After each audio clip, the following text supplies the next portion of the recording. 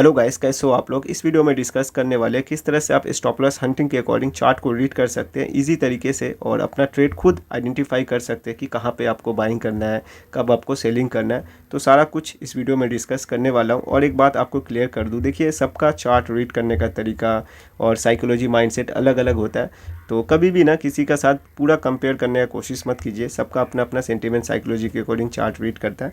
तो मैं अपना एक्सपीरियंस के अकॉर्डिंग और अपने जो भी नॉलेज 2-2.5 साल में सीखा हूँ ना, तो उसके अकॉर्डिंग मैं आपको बताने का कोशिश करूँगा। और इजी तरीका बता रहा हूँ जिसके अकॉर्डिंग आप खुद ट्रेड ले पाएंगे इंडिपेंडेंटली, किसी का वेट नहीं करना पड़ेगा एनालिस्ट का वीडियो का। ठीक है, तो चलिए शुरू करते हैं। सबसे पहले इस चार्ट को समझने का कोशिश करते हैं, 6 तरीके चार्ट को। हमने यहाँ पे क्या देखा था जिसके अकॉर्डिंग यहाँ पे सेलिंग साइड का ट्रेड बनाया था, और डिटेल में समझाने का कोशिश करूँगा ताकि आपको समझ में आए। दोबारा बार बार आपको किसी से पूछने का ज़रूरत ना पड़े कि क्यों सेलिंग किया, क्यों बाइंग किया। देखिए मार्केट में हमें धीरे धीरे अपसाइड का मोमेंटम देखने मिला। क्लोजिंग कहाँ दिया था? 22,500 के ऊपर।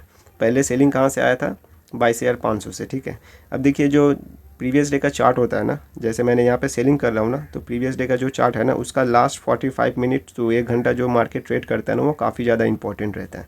ठीक है, वो हमें समझना काफ़ी ज़्यादा ज़रूरी है, क्योंकि इसके अकॉर्डिंग ही ना नेक्स्ट डे अपना ट्रेड प्लान रहता है कि यहाँ पे सेलिंग करेंगे या बाइंग करेंगे। ठीक है, तो देखिए यहाँ पे हमने क्या देखा, मार्केट 22,500 के ऊपर क्लोजिंग दिया है।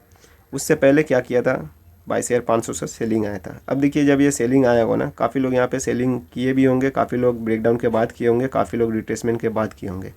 लेकिन मार्केट जब तक यहाँ से लेके ये वाला जो चार्ट है ना, इसको मैं कलर चेंज करता हूँ। ये जो रेड वाला एरिया है ना, इस जोन में ना क्या हुआ होगा, देखिए जो भी ट्रेडर था ना, बायर सेलर दोनों, सेलिंग भी कर रहा होगा और बाइंग भी कर रहा होगा। क्योंकि मार्केट में सेलिंग आया, रिट्रेसमेंट के बाद सेलर कोशिश कर रहा होगा, और जैसे ही धीरे धीरे क्लोजिंग प्राइस के उस ऊपर ब्रेकआउट किया होगा ना, तो यहाँ पे बायर्स कोशिश कर रहा होगा बाइंग करने का। तो यहाँ पे दोनों टाइप का जो ट्रेडर था ना, यहाँ पे आने का कोशिश कर रहा था। ठीक है, बाइंग सेलिंग दोनों हो रहा था। लेकिन जैसे ही मार्केट 22,500 का ब्रेकआउट किया होगा ना, तो यहाँ पे जो भी सेलिंग कर रहा था ना, उनका स्टॉप लॉस हिट हो गया होगा। क्योंकि देखिए यहाँ पे जो सेलिंग किया होगा 22,500 के आसपास, मान लेते हैं कोई पुट लिया होगा ना, तो स्टॉप लॉस कहाँ रखा होगा? 22,550 के आसपास। तो मार्केट ने क्या किया, उन सब का स्टॉप लॉस यहाँ पे हिट करा दिया। अब मार्केट में क्या है कि प्रीवियस डे इसके पहले अगर चार्ट देखें ना, तो क्या किया था, मार्केट बहुत अच्छा अपसेट का मोमेंटम दिया था। तो एक सेंटीमेंट बना हुआ था कि मार्केट रिकवरी कर रहा है। ठीक है, तो वैसे में क्या था, ये जो मार्केट क्लोजिंग दिया था ना, इससे क्या समझ में आ रहा था, मार्केट ने ब्रेकआउट किया, जो सेलर था उसको निकाल दिया। ठीक है, यहाँ पे कौन आया होगा? बायर्स। ऊपर के साइड सेलर का स्टॉप लॉस नहीं है, तो हमें क्या करना है, मार्केट में सेलिंग। अब सेलिंग कैसे प्लान करते हैं, जैसे यहाँ पे बायर्स का स्टॉप लॉस है ना, तो छोटा मोटा गैप अप, फ्लैट टू छोटा मोटा गैप डाउन, तीनों कंडीशन में ना हम यहाँ पे क्या कर सकते हैं, सेलिंग साइड का ट्रेड बना सकते हैं। ठीक है, बट गड़बड़ कब हो जाएगा मार्केट में, ये भी आपको पता होना चाहिए। ठीक है, ये तो कंडीशन था कि मार्केट ऊपर क्लोजिंग दिया, छोटा मोटा flat gap up gap down के केस में सेलिंग करेंगे। बट गड़बड़ कब होगा मार्केट में, अगर बड़ा कोई गैप अप ओपन हो जाए तब। क्यों? साइकोलॉजी समझिए। मान लेते हैं यहाँ पे बायर्स का स्टॉप लॉस है। ठीक है, अब मार्केट में 300-400 पॉइंट का गैप अप ओपन हो गया।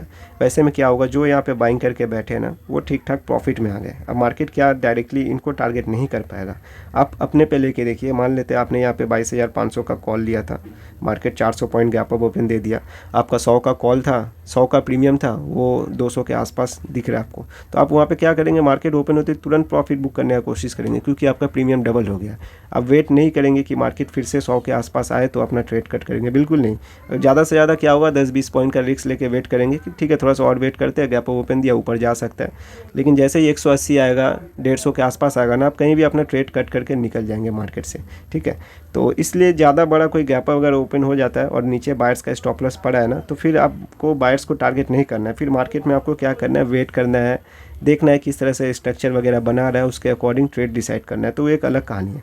बाकी देखिए अगर बायर्स का स्टॉप लॉस पड़ा हुआ है, तो छोटा मोटा गैप अप, फ्लैट, इन तीनों कंडीशन में आराम से यहाँ मार्केट क्या करेगा, जिसका स्टॉप लॉस है ना उसी को टारगेट करेगा। तो हमें यहाँ पे समझ में आ रहा था कि बायर्स का स्टॉप लॉस है, तो इसे हम टारगेट करेंगे, इसलिए हमने क्या किया था, यहाँ पे सेलिंग साइड का ट्रेड लिया था। लेकिन क्या हुआ, अपना यहाँ पे स्टॉप लॉस हिट हो गया। बट ठीक है, मार्केट में देखिए ऐसा नहीं होगा कि कंटिन्यू आपको प्रॉफिट मिलेगा। मेरा स्टॉप लॉस हिट हुआ ना, लेकिन मैंने कंटिन्यू 6 दिन 5 दिन ना कंटिन्यू प्रॉफिट लिया मार्केट से। अब ऐसा नहीं होगा कि मार्केट में सातों का सातों दिन आपको प्रॉफिट मिलेगा, नहीं। आपका अगर मार्केट में धरिए 6 डे काम कर रहे हैं ना, तो 6 डे में से 2 डे आपको मान लेना है कि आपका लॉस होगा। ठीक है, ये रोक नहीं सकते आप। ठीक है, इसे कम कर सकते हैं लेकिन रोक नहीं सकते। ठीक है, तो सेलिंग क्यों किया था आपको समझ में आ गया होगा, क्योंकि मार्केट में बायर्स का स्टॉप लॉस था। ठीक है, एक और चार्ट आपको एक्सप्लेन कर देता हूँ। अप ट्रेंड में मैं इसी तरह से चार्ट को एनालिसिस करता हूँ और ट्रेड बनाता हूँ। अब थोड़ा बहुत इस वाले चार्ट को समझ लेते हैं, उसके बाद आपको व्यू बिल्कुल क्लियर हो जाएगा। देखिए यहाँ पे क्या था, बहुत अच्छा मार्केट अपसाइड का मोमेंटम दिया था। हमने प्लान क्या किया था कि गैप अप के केस में बाइंग करेंगे। ठीक है, लेकिन मार्केट ओपन होते ही सेलिंग आ गया। अब हमने यहाँ इस चार्ट में क्या देखा था कि बाइंग साइड का प्लान कर लिया था। मार्केट में क्या था ना, बहुत अच्छा अपसाइड का कंटिन्यू मोमेंटम दिया था। ठीक है, अब होता क्या है ना, जब मार्केट ओपन होते वन साइडेड मोमेंटम दे देता है ना, तो वैसे में रिटेलर ज़्यादा बाइंग नहीं कर पाता है। ठीक है, अब अगर ये चार्ट को थोड़ा बहुत छोटा भी करेंगे ना, तो देखिए क्या नज़र आ रहा है, मार्केट हाई के आसपास से सेलिंग हमें देखने मिल रहा है। ये नीचे वाले जो बाइंग करके बैठे हैं ठीक ठाक प्रॉफिट में नज़र आ रहा है। यहाँ पे क्या होगा, सेलर का स्टॉप लॉस मिल सकता है, क्योंकि ये थोड़ा बहुत मार्केट क्या है ना कि प्रीवियस डे जो हाई था ना, प्रीवियस बनाया था, उसी के आसपास से गिरने का कोशिश किया। तो ऐसे में क्या होगा, मार्केट में देखिए जब कंटिन्यू 5-6 दिन और सेलिंग आता है ना, अच्छा जैसे ही हाई के आसपास से सेलर आता है ना, तो वहाँ पे सेलर तुरंत एक्टिवेट हो जाते हैं। ठीक है, तो वो यहाँ पे समझ में आ रहा था, नीचे के साइड जो बायर्स है वो ठीक ठाक प्रॉफिट में है। यहाँ पे जो आसपास ब्रेकआउट के बाद बाइंग किए, तो मार्केट ने क्या किया, थोड़ा बहुत सेलिंग वगैरह दिखा के रिटेलर को निकाल ही दिया है। और हमें गैप अप भी नज़र आ रहा है और ओपन भी दे रहा है कहाँ, 22,500 के आसपास, एक राउंड लेवल के आसपास। तो वैसे में क्या होगा, देखिए नीचे के साइड जो बायर्स है अच्छे खासे प्रॉफिट में है। सेलर का स्टॉप लॉस यहाँ पे हमें नज़र आ रहा है और ओपन दे रहा है 22,000 के आसपास। अगर यहाँ से सेलिंग में जाता है तो चांस कम होगा, राउंड लेवल से डायरेक्टली सेलिंग में जाएगा तो कौन आएगा, सेलर ही एक्टिवेट होगा।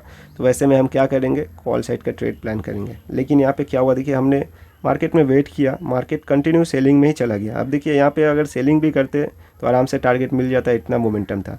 लेकिन एक सिस्टम तरीके से मार्केट में हमें काम करना रहता है। ठीक है, एक सिस्टम तरीका बना लीजिएगा ना, तो माइंड में क्या होगा, देखिए कन्फ्यूज़न क्रिएट नहीं होगा, कब आपको बाइंग करना है, कब आपको सेलिंग करना है ना, एक सिस्टम रूल बना लीजिए, उसके अकॉर्डिंग आपको कन्फ्यूज़न नहीं होगा। अब यहाँ पे बहुत लोग क्या किया होगा, सेलिंग कर लिया होगा, उसको प्रॉफिट मिल गया होगा। लेकिन क्या है कि मेरा बाइंग का प्लान था, मैंने आपको बताया कि बायर्स प्रॉफिट में था और राउंड लेवल से जब भी सेलिंग आता है ना, तो मैं तुरंत सेलिंग नहीं करता हूँ। ठीक है, तो हमें कंटिन्यू सेलिंग देखने मिला, हमने जाके यहाँ कहीं पर बाइंग किया। ठीक है, यहाँ कहीं पर। अब यहाँ पर हमने बाइंग क्यों किया था, एग्जैक्टली अपना ये जो सपोर्ट लेवल था ना, आप उस दिन वाला वीडियो देखना, 6 तारीख का जो ट्रेड का वीडियो है ना, देखना एग्जैक्टली सपोर्ट के आसपास मार्केट जैसे ही सपोर्ट लिया ना, मैंने यहीं कहीं पे तुरंत बाइंग कर लिया। क्योंकि देखिए एक बात मेरे को क्लियर हो गया, नीचे वाले बायर्स को तो मार्केट टारगेट करने से रहा, मैंने आपको पहले ही बताया। ठीक है, अब यहाँ पे आसपास जो थोड़ा बहुत बाइंग में भी बैठा होगा बाइंग करके बायर्स, तो मार्केट ने एग्जैक्टली राउंड लेवल से गिरावट कर दिया। वैसे में जो भी यहाँ पे बाइंग करके बैठा था वो मार्केट से निकल गया होगा रिटेलर। और वैसे में देखिए जब शार्प सेलिंग होता है ना कंटिन्यू, तो रैंडम सेलर भी आ जाते हैं मार्केट में। ठीक है, क्योंकि एक क्लोजिंग प्राइस का मार्केट ने ब्रेकडाउन भी किया। तो जैसे ही रिकवरी किया ना, हमने तुरंत यहाँ पे एंट्री बनाया और अपना यहाँ पे टारगेट भी देखने मिला। थोड़ा बहुत प्रॉब्लम हुआ था, वीडियो देखना आपको समझ में आएगा। लेकिन क्या था, आपको मैं जो समझाने की कोशिश कर रहा हूँ ना, लॉजिक, मैंने यहाँ पे बाइंग क्यों किया, वो लॉजिक समझने का ज़रूरत है। ठीक है, मार्केट में सेलिंग आ रहा है तो ज़रूरी नहीं आपको सेलिंग ही करना है, या फिर बाइंग आ रहा है तो नहीं, आपका सेटअप क्या बता रहा है ना, उसके अकॉर्डिंग मार्केट में काम करना है। ठीक है, तो मैं कोशिश किया हूँ कि किस तरह से मैं अपने चार्ट को एनालिसिस करता हूँ। और वीडियो ज़्यादा बड़ा हो जाएगा, अभी अगर सेलिंग वाला चार्ट भी आपको समझाने जाऊँगा तो मैं दोनों जो भी चार्ट में समझाया हूँ ना, वो बायर्स के पर्सपेक्टिव से बताया हूँ। लेकिन मार्केट में जब कंटिन्यू सेलिंग आ जाता है, बहुत सारा चार्ट ऐसा भी बनता है ना कि जो समझ में नहीं आता है, तो उसको ज़बरदस्ती समझने का ज़रूरत नहीं है। कुछ कुछ सिचुएशन वैसा होता है मार्केट में। ठीक है, जो समझ में आ रहा है उसको समझने का कोशिश कीजिए। ठीक है, तो उम्मीद करता हूँ वीडियो अच्छा लगा होगा। कमेंट बॉक्स में बताना। नेक्स्ट कभी वीकेंड में अगर छुट्टी रहा ना, तो मैं कोशिश करूँगा सेलिंग साइड पे फिर से मैं एक वीडियो बनाऊँ कि सेलिंग साइड का जब मार्केट रहता है तो वहाँ पे किस तरह से ट्रेड आइडेंटिफाई करते हैं और क्या करते हैं नहीं करते हैं। और रेंज बाउंड का भी मार्केट में मैं अपना रूल अलग बना के रखा हूँ, मतलब सब मार्केट के लिए ना अलग अलग रूल सेटअप रहता है, तो मैं अपना बना के रखा हूँ, उसी के अकॉर्डिंग मार्केट में ट्रेड करता हूँ। ठीक है, तो ठीक है गाइस, मिलते हैं नेक्स्ट वीडियो में।